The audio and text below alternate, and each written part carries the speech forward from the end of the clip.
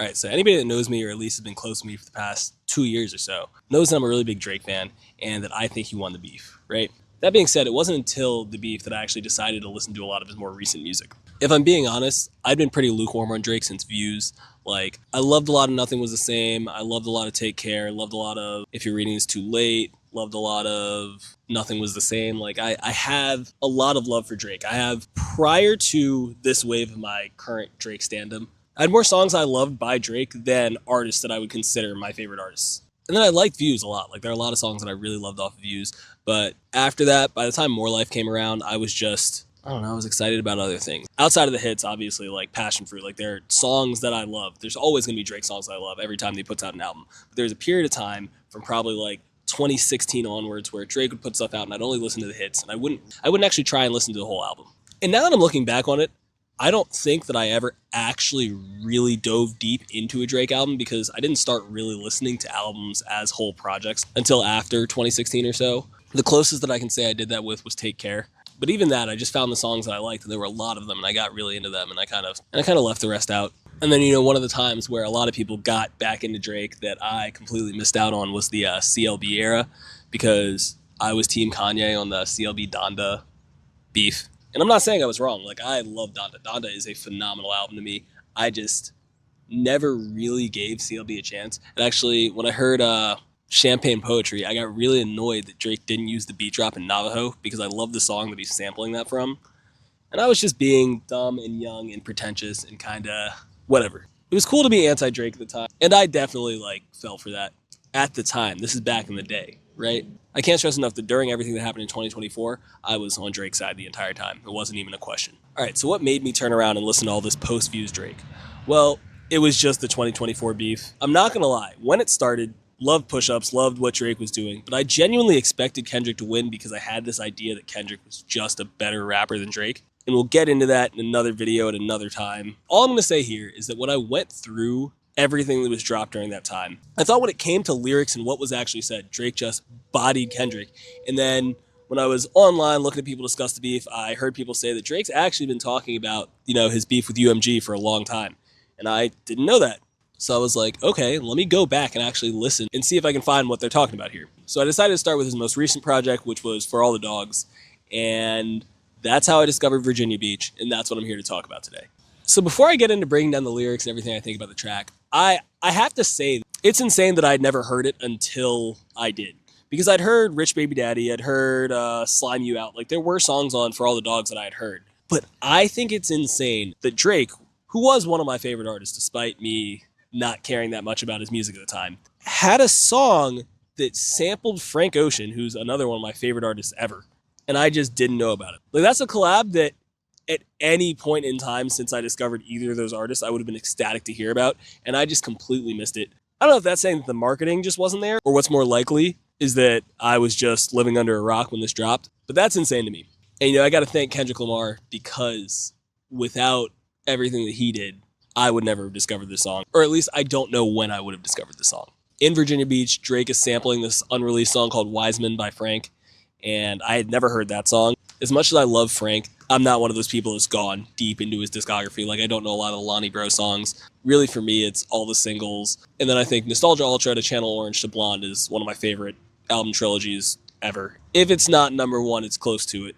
And I know it doesn't matter for this video, but I've got to say, Channel Orange is the weakest one of those three. I know people will disagree with that. But Nostalgia Ultra just doesn't get enough love, and I'll probably talk about that later on this channel.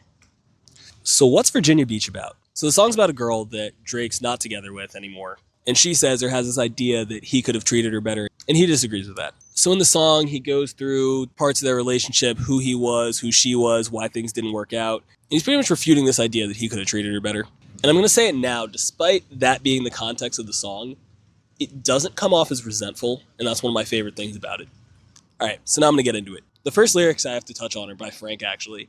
The sample loops Frank going, "I bet our mother would be proud of you." I know what you say. And to start, I have to say, it just sounds good. It's Frank singing. I'm going to be happy with that regardless. So just like that pull as a sample on its own, it could be nothing. He could have picked it just because it sounds good. But I like to interpret that as to having to do with the song. And there's a few different ways that I've interpreted it. The first option is that Drake's being sincere here. Like I told you, this song doesn't sound resentful. So when he's saying, I bet your mother would be proud of you, it could be, I don't know anything about this girl. This girl could have some relationship with her mom that like is important to her. Maybe the mom's dead, maybe the mom's not, whatever, right? That's important to her. And he goes, I bet your mother would be proud of you. And that's him being nice, despite the song being about him refuting that he could have been better to her. And like there is that tension there. He still wants to say something nice to her. That's one option. On the other hand, he could be being sarcastic, like, damn, after how you behaved, like, you know exactly what it was.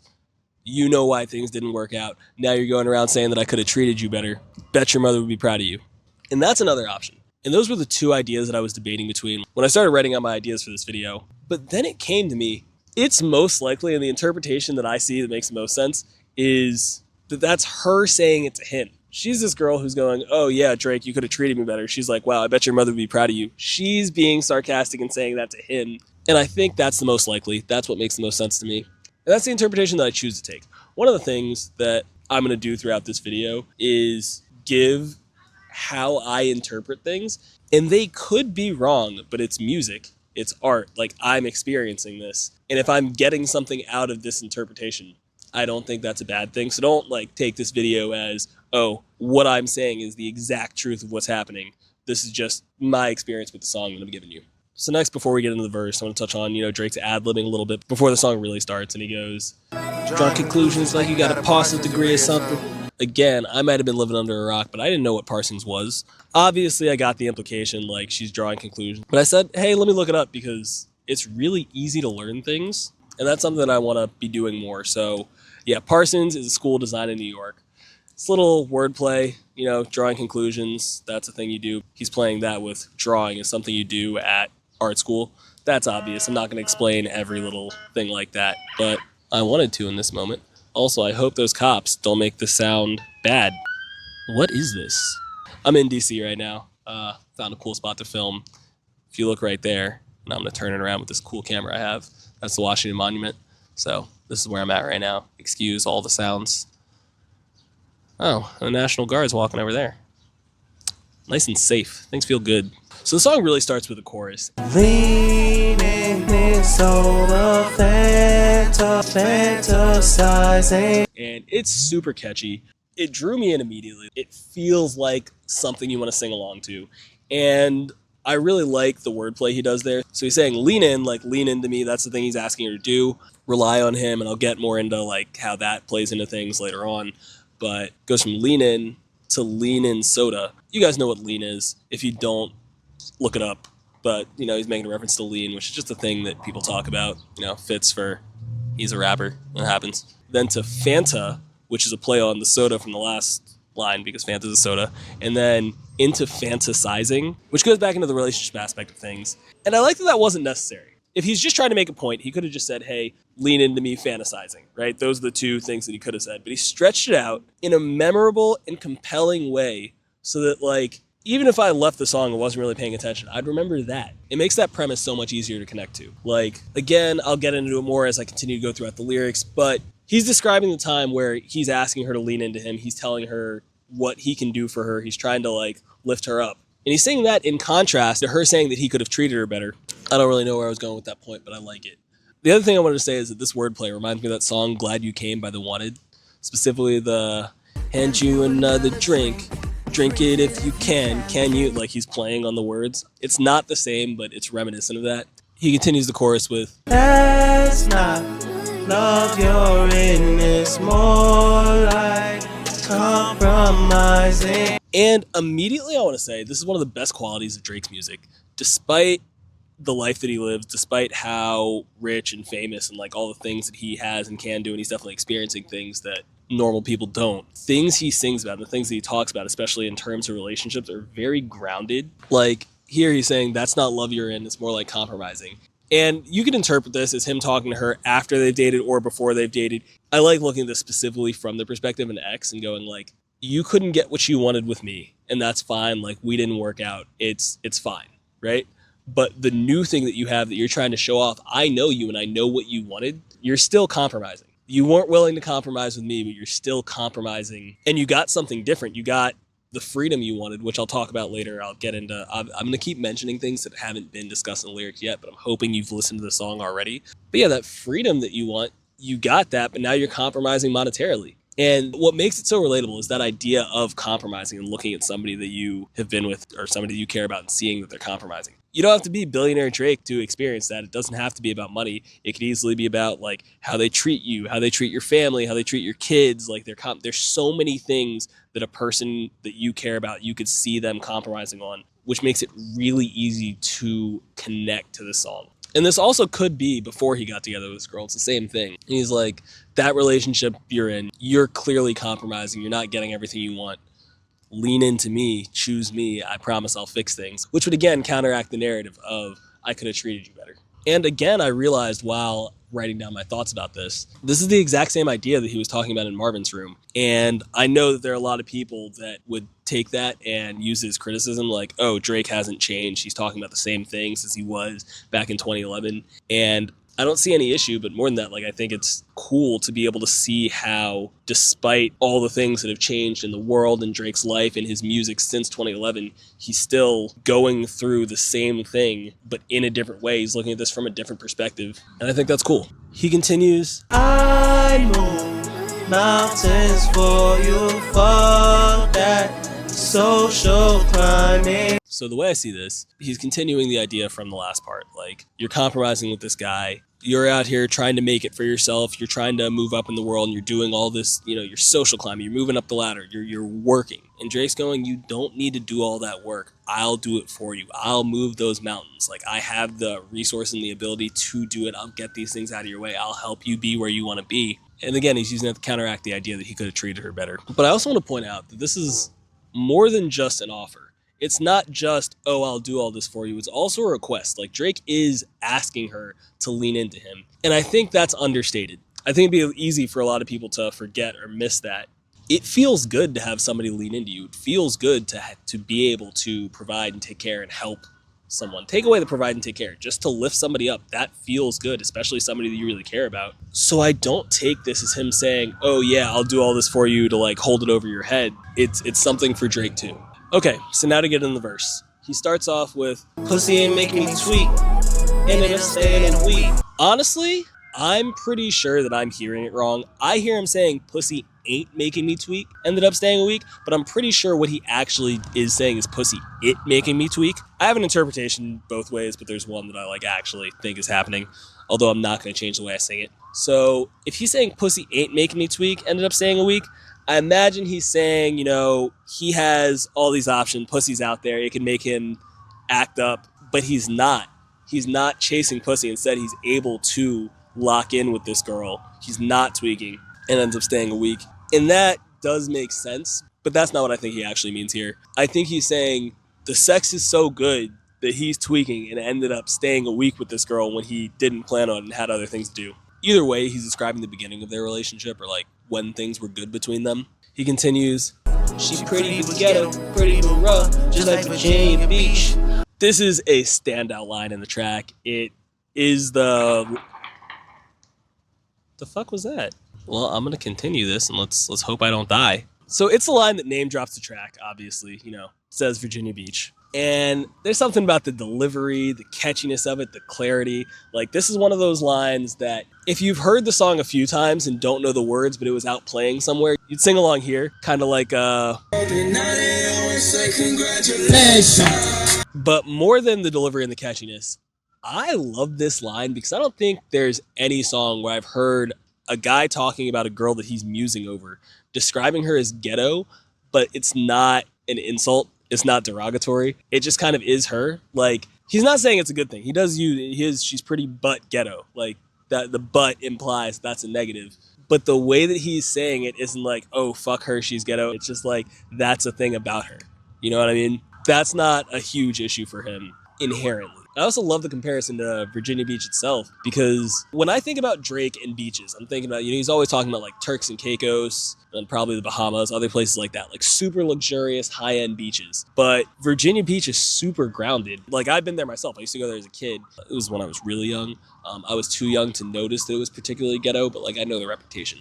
I know what Virginia Beach is. Anyway, that's one of those analogies that's really easy for me to get. It's really easy to relate to. I know what he's talking about, and it's very specific. It just makes, I don't know, the closeness of that line makes it stand out a little bit more to me. There's a little bit more of a connection there. I just think that's a really, really, really apt analogy. She's pretty but rough, pretty but ghetto, just like Virginia Beach. Like, damn. Also, then great choice for a song title based on that line. And also, one of the things that this song reinforces to me is that I really think that this guy does love these girls for who they are. Like, he's dated so many different types. Like, he's dated Serena Williams. He's dated fucking SZA, Rihanna. Like, he's been all over the place. So many different types of women. It's not crazy to me that he could be falling for this girl that he thinks is ghetto. You know what I mean? I don't know. I think about all these other girls that Drake has publicly dated, fucking J-Lo, and all of their public personas. Obviously, I don't know all these people, but it makes the way that he's describing this girl stand out so much more. He continues into, I want to get back to the days that you love me for nothing but what you could see. And that's another one of those universal feelings. Like, the way I interpret that is he wants to get back to the way things were at the beginning of their relationship, where the only thing that she cares about is him and them. And that's something that I believe any person that's been in a relationship can relate to, because I think that's inherent to relationships. Like, when you're falling for somebody, when you guys both have crushes on each other at the beginning, that's the only thing that you're thinking about. It's just the other person, because you're letting them enter into your life. But eventually, if you guys are together, there's going to be a time where external pressures do factor into things. There's money, there's kids, there's other relationships like parents, bills. I know that bills and money is the same thing, but you know what I mean. Like, those things always eventually become a part of the relationship. And, some relationships are strong enough to be able to handle that, and, they continue to move forward and are great. Doesn't seem like that's the case in this relationship, but it's very, very, very universal thinking back on how things felt during the puppy love stages of a relationship. Like, you could be in the best relationship ever and still be like, damn, I wish I could go back and experience what it felt like when we didn't have all this other stuff and when it was just, I like you and you like me. He continues, you bust down the jubilee, I swapped it and made it go factory.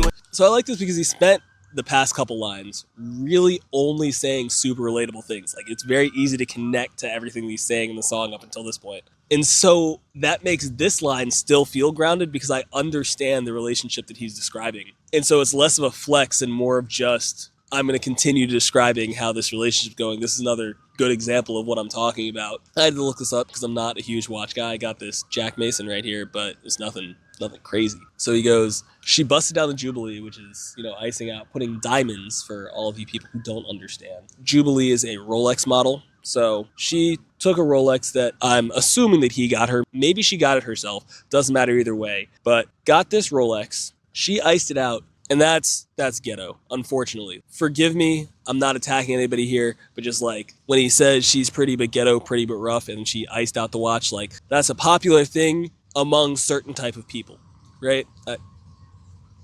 And here's the thing about that. Rolexes are an investment. They tend to appreciate in value.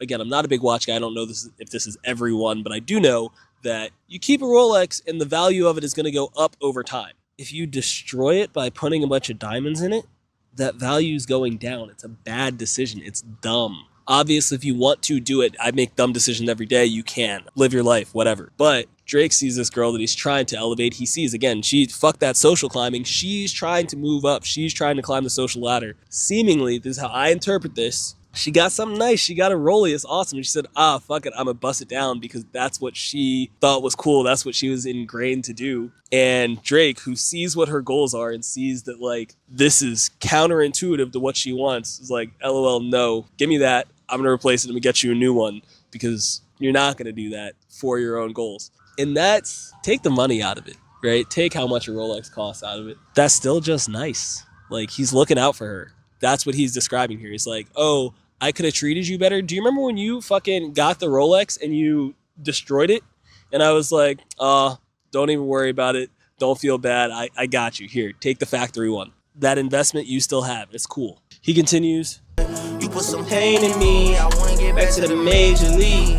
Again, easy to relate to line. He's saying that she hurt him, or he's saying that she or the relationship or something, he's hurt. He's not doing well. He wants to get back to the Major League Baseball. He wants to get back to the field. He's kind of done with this. He continues, she wanna grab on the throttle, I wanna get back to the driver's seat. This is another potent one. Right here, he's saying that he doesn't feel in control of the relationship, right? She wants to grab on the throttle. She not only is taking control, but she's trying to accelerate things, and he's not comfortable with that. He is trying to get back in the driver's seat. He's trying to get back in control of his relationship. And those interests clashing, that's what's going to cause the downfall of that relationship. So it's like, I'm going to continue bringing this back to the initial point, but she's saying, oh, well, you could have treated me better. Maybe, but like, at the end of the day, this right here is an issue. He continues, that nigga spent his check in your car and you got it and drove it to me.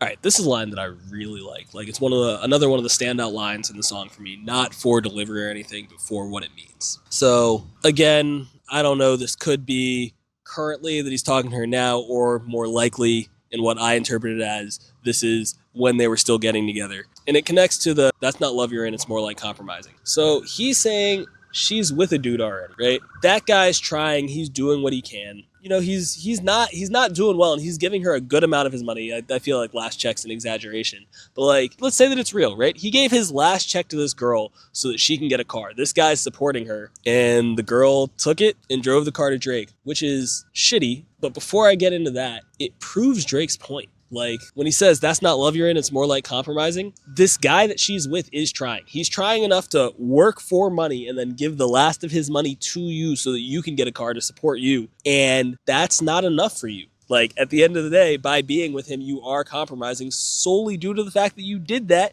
and he wasn't enough and you came to Drake.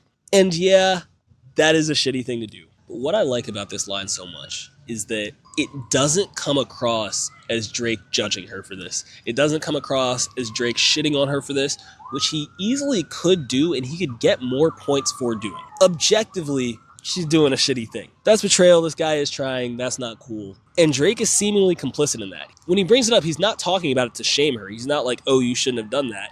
And that leads to me thinking he's complicit. He doesn't care. Like, that's not the issue to him here. And again, that's shitty of Drake to do. Like, damn, I feel bad for that guy. That sucks. But like, it's two things. One, Drake could have very easily thrown her under the bus here. And I think being willing to accept that he's also the bad guy here and like discuss this in that way, that shows me that, again, this isn't super resentful. He's not being petty. He's just responding to what she's saying. And it adds a little bit more character to the song. But more than that, this isn't a defense of these actions. I'm just describing how I connect to this. But like, I really do understand, and it makes this, and I think it's why people find his music so dude. I think it's why people find his music so relatable. But sometimes when you get into a relationship with somebody, you can be so deep, so invested that you lose sight of other people and other things stop mattering to you. And it's not a good thing, but that's a real thing that I know that a lot of people have experienced. I've experienced that. Not in this way, not in the same way, but I've experienced that, losing yourself in the relationship.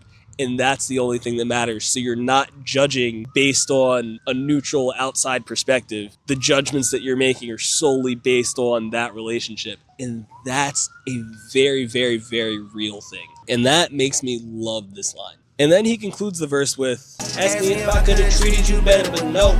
Which brings things right back to where they started. Like, he started the song with her saying that he could have treated her better. He spent this entire verse explaining exactly why that wasn't the case, his perspective on the relationship and everything.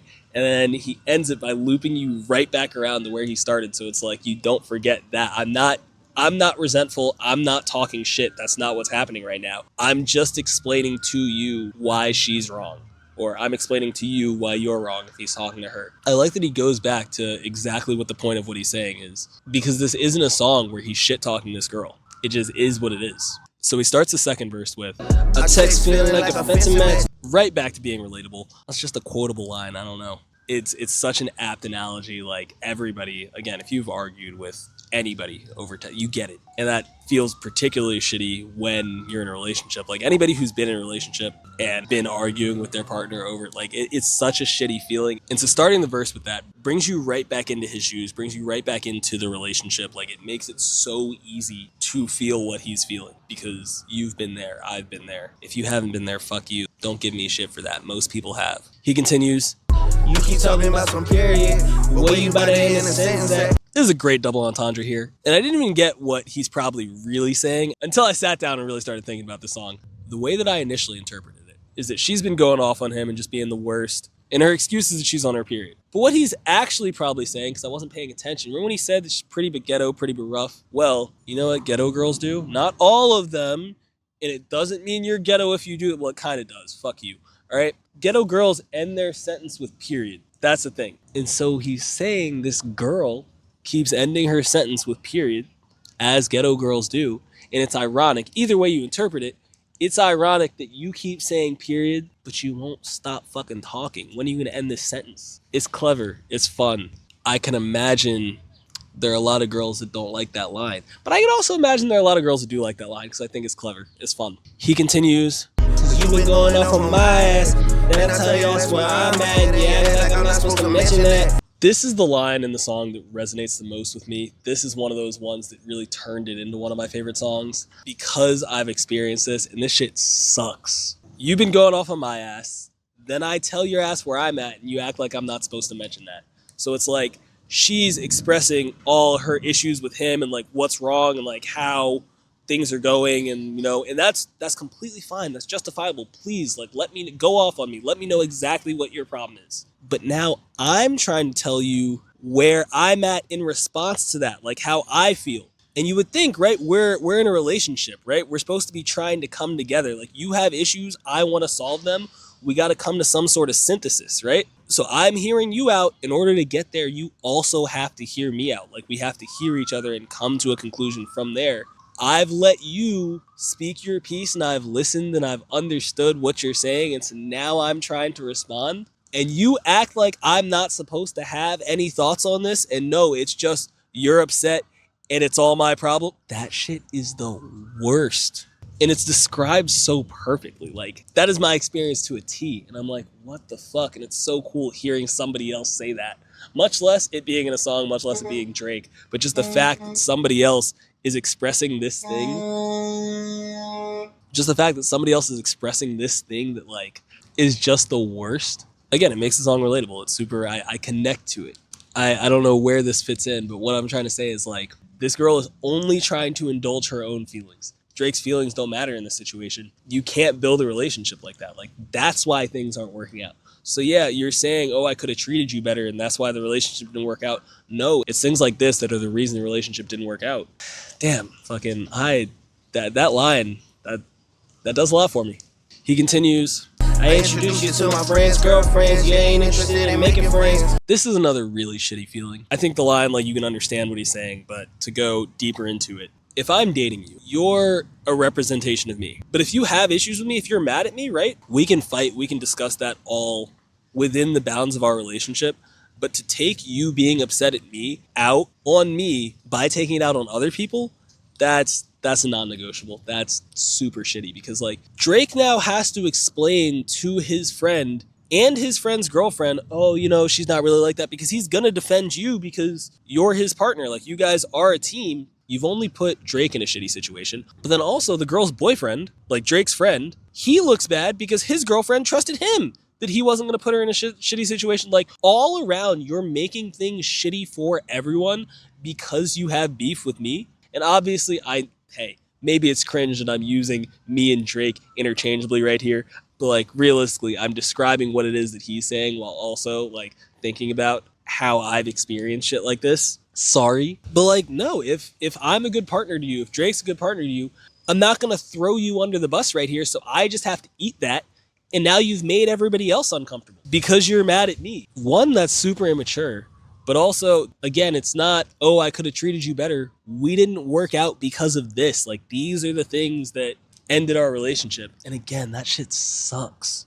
I don't know. Like, I can assume that somebody else has been in that position before, but it really is shitty. He continues, talking about you want to cook for a nigga in the kitchen, can you make an amends? This is my favorite line of the song because it's the conclusion of this character that he's brought up. Like, you've listened to how I talked about the last two lines. And this is the conclusion of that. This is exactly who this person is. And I knew that this, like, I didn't have to hear this line to know that this is exactly the person that Drake's been describing. I'm taking this as a direct continuation of the last line.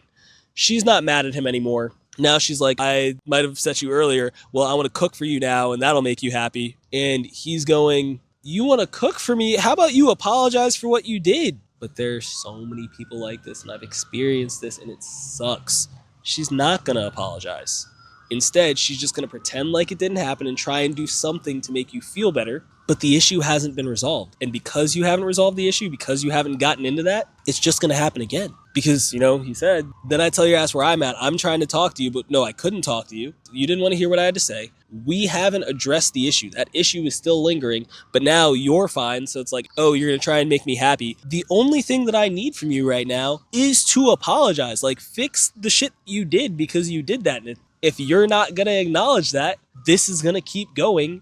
And that's why the relationship didn't work out. And that's just the worst.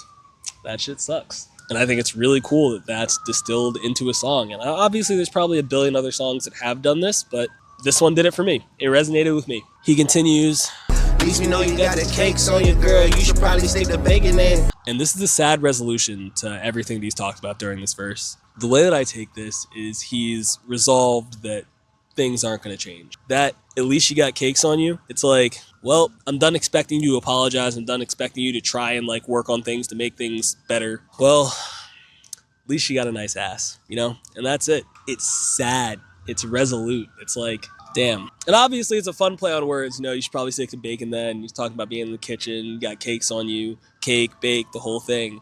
But the wordplay is not what makes that stand out to me. It's just sad. He continues, Birkin is croc like the rubber shoe. I swear that I'm not trying to smother you. So to start, he's saying the Birkin that he got her, I'm assuming that he got her, is made out of crocodile or alligator, you know what I mean? Like the rubber shoe, Birkin, crocodile, like Crocs.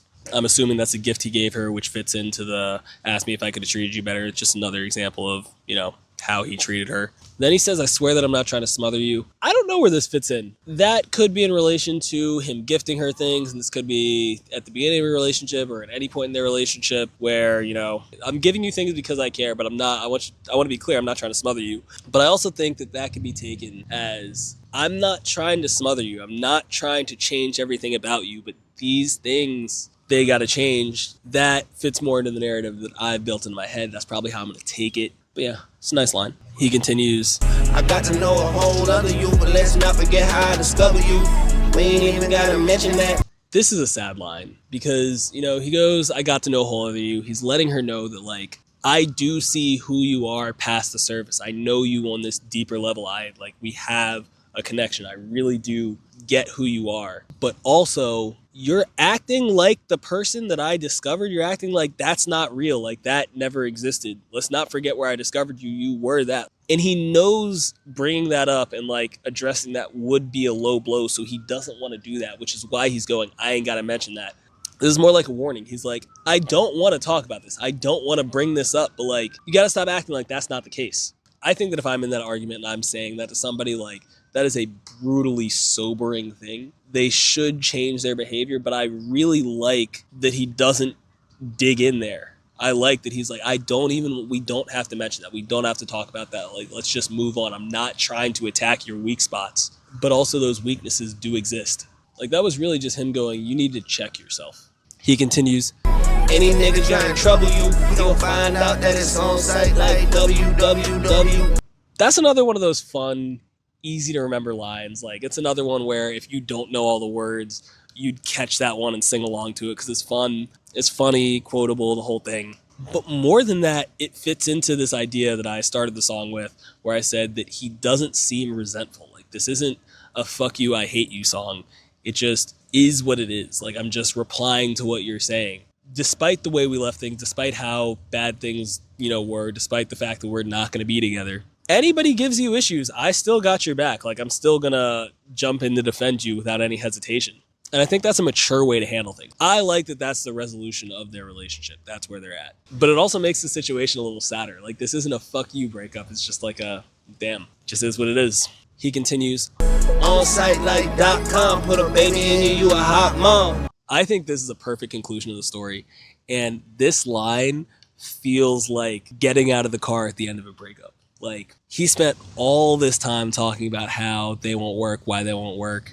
And he makes this joke at the end. It's you guys have just really cemented your breakup. You know you're not getting back together. Like it's over. And he goes, or I could put a baby in you right now. And that's real. Like, just leave things with a little bit of brevity. You know that it's not real. You know it's just a joke, but deciding, I don't know, that is something that I do. That's how I behave. I like that. Like, shit sucks, but let's end it on a light note, you know?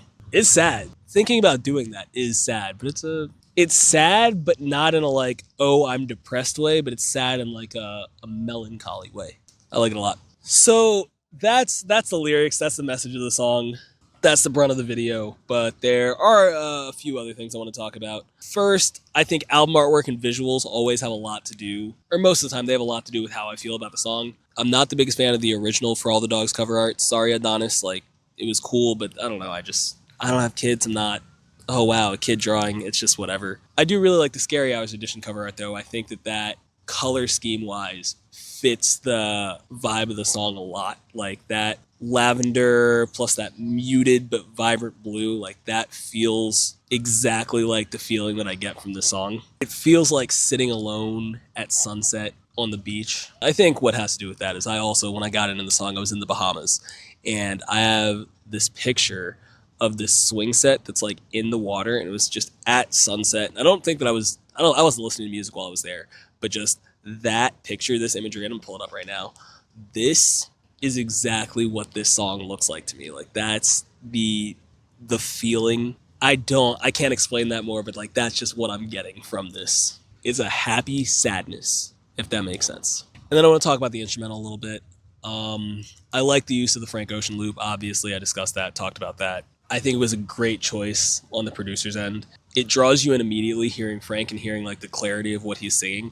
But then I like that you kind of lose that as it's just looped throughout the song. Like it's playing in the background the entirety of Drake's verses and stuff, but it's not, you just kind of lose it. And then you come back every once in a while when there are little breaks. You're like, oh, that is being said there. And combining that with the drums, I think that the instrumental does a really good job at not overshadowing Drake here. Like there's a lot of music where the instrumental competes with the lyrics and like the story of the song, and that just doesn't happen here. And I like that. I think that works really well for the song. Also, I didn't say this earlier, but I really like when one of my favorite artists samples another one of my favorite artists, because I like to think that my favorite artists are listening to other of my favorite artists in the same way. I think that's cool. I think one of the things that I would like to talk about my friend, like if I ever got an opportunity to meet my favorite musicians, or just in general, like actors, just artists that I like, I would want to talk to them about the mutual artists that we like and like how we both perceive other art. Okay, so one thing I like to do with every song is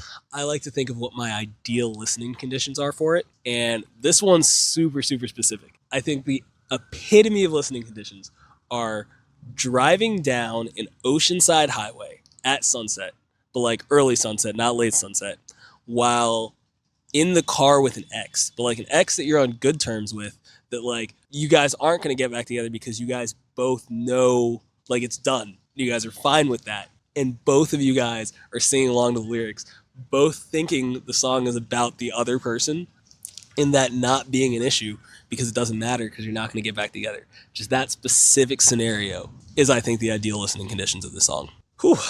So that's it. That's what I think about Virginia Beach. I love this song. It's a great first track for a Drake album. It made me want to get more into For All the Dogs. I'm still not as deep into For All the Dogs as I'd like to be, but it's just a good song. If you haven't listened to it and you made it this far, like, please go listen to it. This was easily one of my favorite songs from 2024 to 2025. And I'm glad that I gave myself this time to like sit down and think about it and talk about it. So yeah, that's really it. Thanks for watching. Iceman's on the way. What really gave me the push to do this now, because I want to do this for a while, is that there's like 12 days until Iceman comes out. 11 now, actually, because it's May 4th. And I'm so fucking ready for that. Expect more videos like this about that. So yeah, with that being said, thanks for watching.